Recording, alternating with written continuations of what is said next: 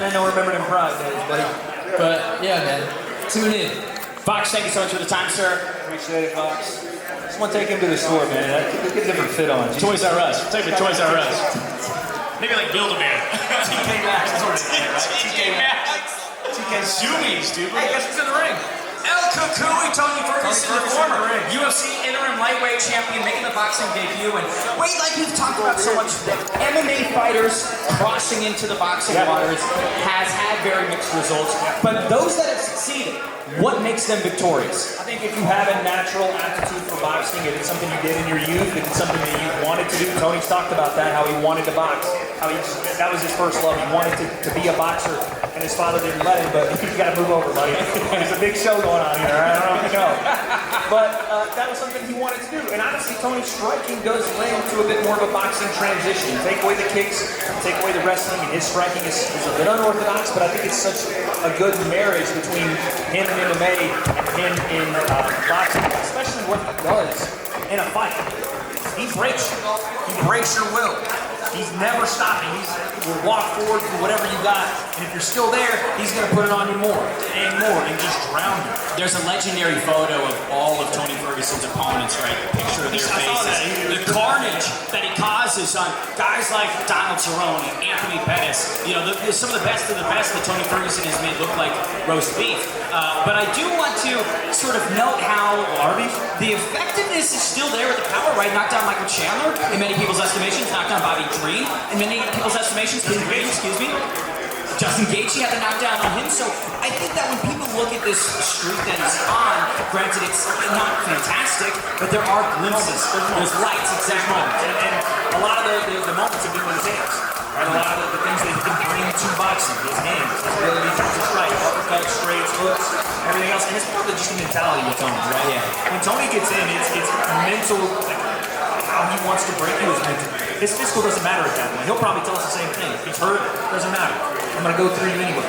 You've hurt me, maybe win a couple rounds, doesn't matter. I'm going to go through you. And it's just never say die, never. Look at this, we got a little bit of running the ropes here. Hey, by the way, I love that. Hey! There we go. Hey. He's embracing the ring, man. He's embracing the ring. The ropes and stuff. I don't know if WWE, AEW wants to sign a young Tony Ferguson, but El Cucuy, listen. Intercontinental, in the US, and in the world. Him versus The Miz. Let's book it at the Clash for Paris. First Logan, run that. Bringing the boss in real quick. By the way, I love that Tony's rocking the stars and the stripes for his shorts here. We'll talk about someone repping the stars and stripes. Nibs Taylor, back inside our booth here. El Cucuy, Tony Ferguson, an MMA legend, and now here he is fighting on Misfits. This is fantastic. El Cucuy, Tony Ferguson in a Misfits ring right now. We got Luke Rockhold over here. I just want to say, look at his face. Look at how excited he is. Oh man, I mean, you realize who that is. Like, people that are watching at home, I hope you realize who that man is and how excited he is, how we feel. That's a former world champion. That's one of the best fighters I've ever seen with my own two eyes in our presence. So it's a different feel. I get goosebumps talking about it. It's a different feel, man. It really is. You know why we are good at what we do? Because we are real fans. We are fans. We grew up on this. These are our heroes, our legends. They're all in the ring fighting this Saturday on Misfits 22. It's going to be spectacular and special. Listen, Tony Ferguson against Salt Puppy. That fight right there, it's an absolute banger. It's a 50-50 for me. You know, Tony's got the experience. He's battle tested. Tony and I spoke, and Tony was like, I am gonna win this fight. I am doing everything I need to do to win this fight, and he's so determined. It meant so much, I could tell, and I really felt it. Salt Puppy, calm, cool, collected. You know what he's about, but when the lights come on, and it's the big occasion, how's he gonna perform? It's a 50-50 one for me. I can't wait. It's gonna be a big banger. Then let's talk about Luke Rockhold against Darren Till. Darren Till is our guy here. Luke Rockhold visiting, but maybe he's making Misfits his home. If he becomes the champion here, that's absolutely a great look for us. Darren Till as well, and I'll just say this. A lot of people, and I love Darren, a lot of people pick Darren, I've spoken to, but do not overlook Luke Rockhold. That guy looks like Captain America. I've just said hello to him. He's like 3 times my height, which Wade, you're like twice my height, so He's bigger than me, for sure. Yeah, I trained with him. I got to see what they put him through. This guy works out with 2-pound gloves on. And when he gets sweaty, they're like 4 pounds. And he's just digging. It was like 12 rounds I watched him hit the bag. He just didn't get tired. It's like, what do you think you're made of? Dude, 30 seconds and I'm done. That's my girl. He's also got like the best wardrobe ever too. He's dripping in the outfits here. I don't know what he was wearing earlier, but Luke Rockhold has the Speaking sense of of drip, style. what are we talking about? The stars and stripes on the shorts? Let's go, baby.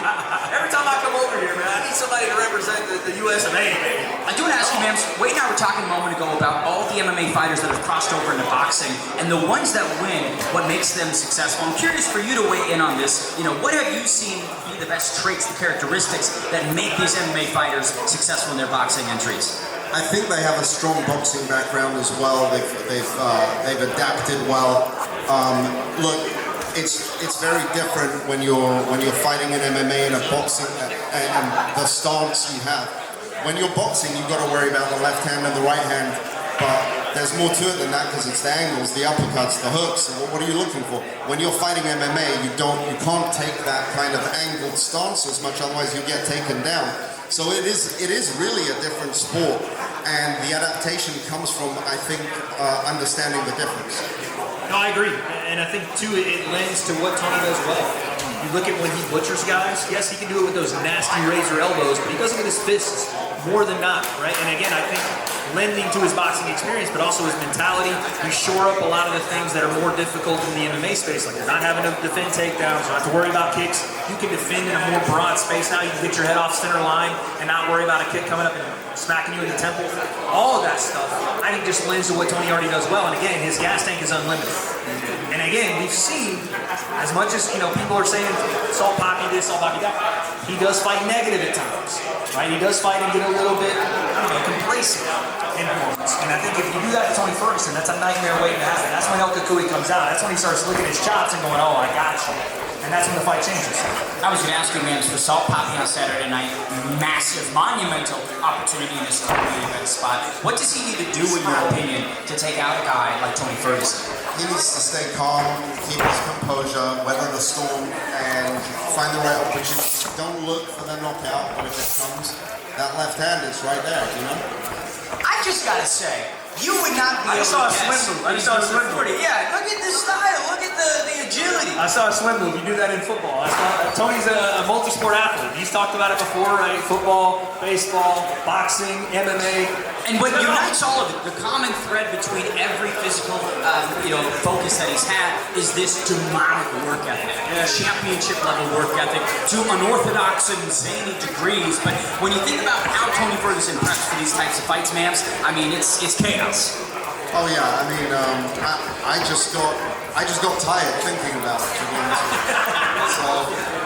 So it's another level. I was actually thinking about, I think he posted on his Instagram one time, of him puking after a workout. Imagine the level of workout that's going to be to make this man puke. Because for me, I'm like, first 30 seconds of jump rope, give me a bucket.